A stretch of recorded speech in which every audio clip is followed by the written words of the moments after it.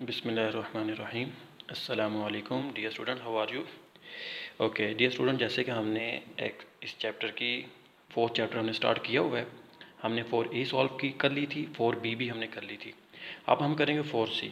4C करने से पहले कुछ बेसिक उसके कॉन्सेप्ट्स हैं कि हमने 4C किस चीज़ से रिलेटेड है, उसमें करना क्या है, क्वेश्चंस किस किस्म के हैं। तो फर्स्ट ऑफ ऑल हम इस लेक्चर में, इस वीडियो में हम ये देखेंगे। ओके सबसे पहले हम समझें कि परसेंटेजेस क्या होता है। परसेंटेजेस हम किसे कहते हैं, ठीक है। अब इसको देखें ज़रा। वो कहता है कि जो सादिक है, सादिक ने ये कुछ स्केयर बॉक्सेस हैं, स्केयर बॉक्सेस के अंदर उसने ना लाइनें लगाई हैं। तो अब हमने उसको फ्रैक्शन में बताना है कि ये लाइनें जो हैं ये कितनी हैं, ये लाइनें कितने हिस्सों में उसने डिवाइड किया है, ठीक है।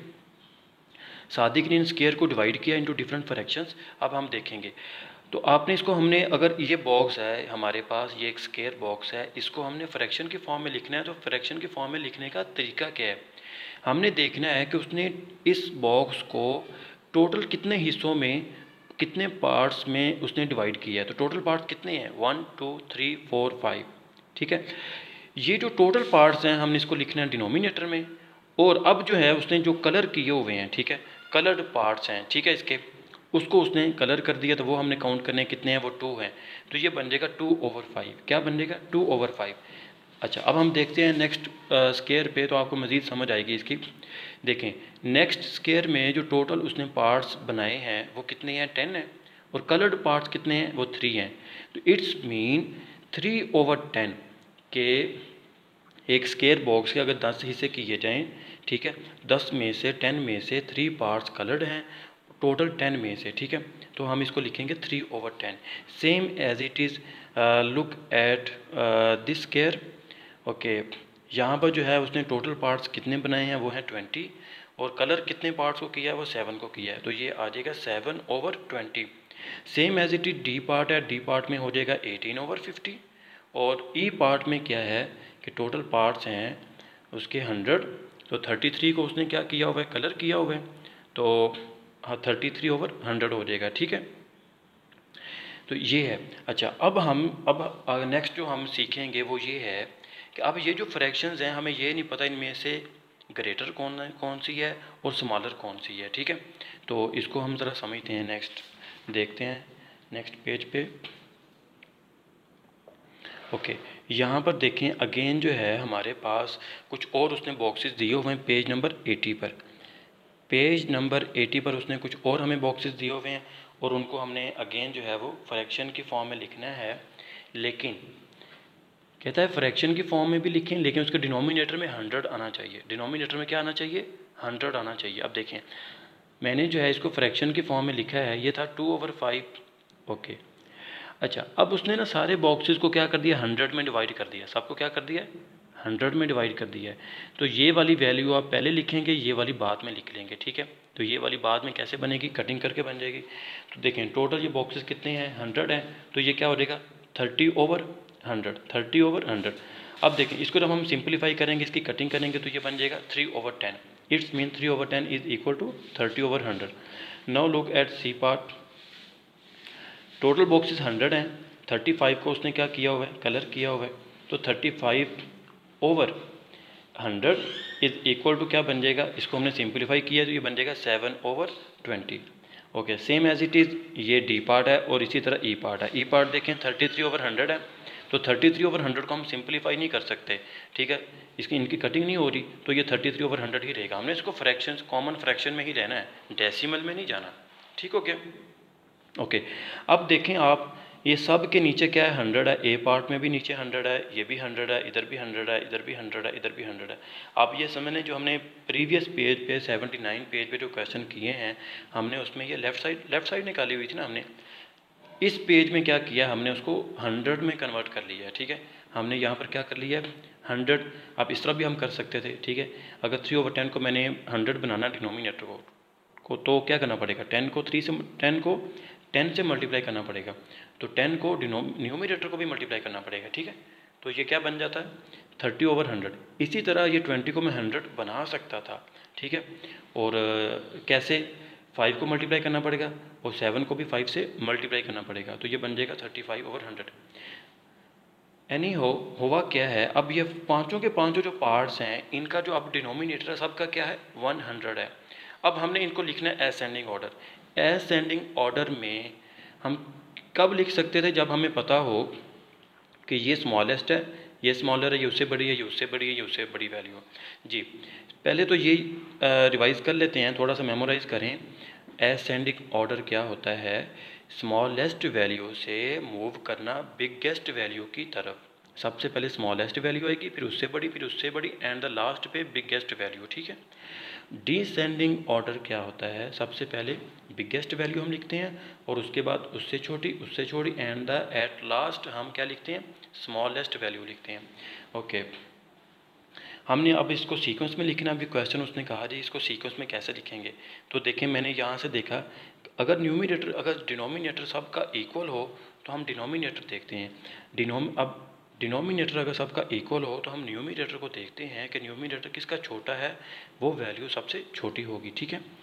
तो मैंने जब चेक किया तो मुझे 3/10 जो है ये सबसे छोटी वैल्यू मिली है, फिर उसके बाद 33/100 ये सबसे छोटी वैल्यू मिली है, 7/20 देखें ये 35/100 है ना, तो 35 जो है इससे बड़ा है, तो 35/100 वाली वैल्यू क्या आ गई 7/20 आ गई है। देन 18/50 और देन 2/5 देखें ना, 2/5 जो है वो 40/100, तो 40 जो है आप देखें सब में न्यूमिनेटर में से सबसे बड़ी वैल्यू क्या है 40 है, तो ये लास्ट पे आ गई, और न्यूमिनेटर में सबसे छोटी वैल्यू क्या है वो 30 है, तो ये वाली सबसे शुरू में आ गई है, ठीक हो गया। तो ये था हमारे पास जो है हमने ये सीखा है कि अब हमारे पास जो फ्रैक्शन है, फ्रैक्शन का डिनोमिनेटर जो है हमने 100 कैसे करना है, ठीक हो गया। यहाँ पर उसने इसी टेबल में यही एग्जांपल दी हुई है कि डिनोमिनेटर को उसने 100 किया। ओके नेक्स्ट हम चलते हैं परसेंटेज। ये वर्ड क्या है, इसका मीनिंग क्या है, ये एक लैटिन वर्ड है जिसका लैटिन वर्ड से निकला है जो क्या है सेंटम, सेंटम से निकला है ये। और ये अब परसेंटेज क्या है, special kind of a fraction है। क्यों ये स्पेशल काइंड ऑफ फ्रैक्शन क्यों है, इस वजह से है क्योंकि it always has 100 as a denominator, किसका डिनोमिनेटर में 100 होता है, ठीक है।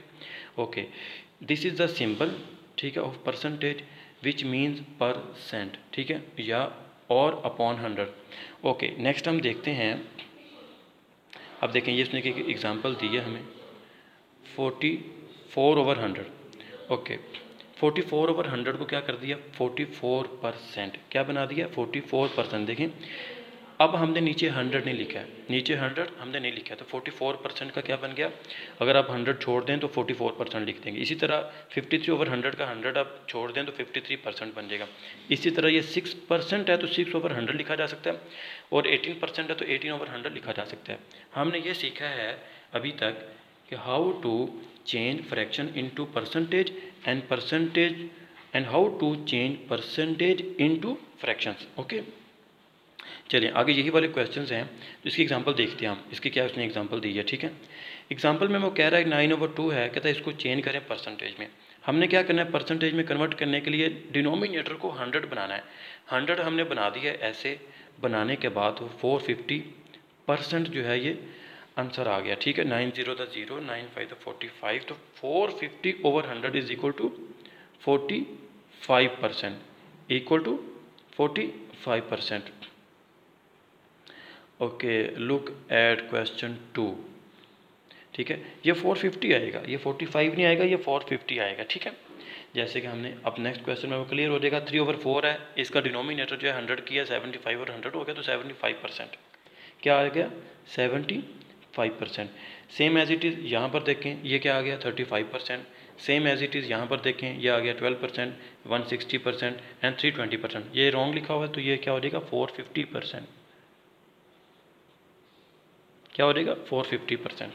Okay now look eight page 82। अच्छा अब यहाँ पर जो है परसेंटेज को हम डेसिमल में कन्वर्ट कर सकते हैं, डेसिमल को परसेंटेज में कन्वर्ट कर सकते हैं। कैसे, एग्जांपल देखें 75% है, परसेंटेज का साइन आपने ख़त्म कर देना तो 75 और 100 हो जाएगा। अब आपको पता है डेसिमल में कन्वर्ट करेंगे तो ये क्या बन जाएगा 0.75। Same as it is last one देखें 57%, 57/100 लिख देंगे is equal to 0.75। 0.57 equal to 0.57 हो जाएगा। तो ये हमने क्या सीखा है, परसेंटेज को फ्रैक्शन में, डेसिमल फ्रैक्शन में कैसे कन्वर्ट करते हैं, डेसिमल में कैसे कन्वर्ट करते हैं। ओके, नेक्स्ट हम ये सीखेंगे डेसिमल को, परसेंटेज टू डेसिमल हमने सीख लिया है। अब हमने डेसिमल से परसेंटेज में जाना है, तो वो हमने कैसे कर सकते हैं, देखें ज़रा। 6.79 है, ठीक है, इसको जो है हमने डेसिमल सबसे पहले तो ख़त्म करें, मल्टीप्लाई बाई 100 डिवाइडेड बाई 100, ठीक है। अब इसके डिनोमिनेटर में 100 आ गया है, तो बस 100 को छोड़ दें तो 679% आ जाएगा। इसी तरह 5 और 100 है तो 5% आ गया, 12.5 है। कैसे इसको कन्वर्ट करना है ये आप जानते हैं, ठीक है। तो इनको मल्टीप्लाई करने के बाद हमने ये कर लिया।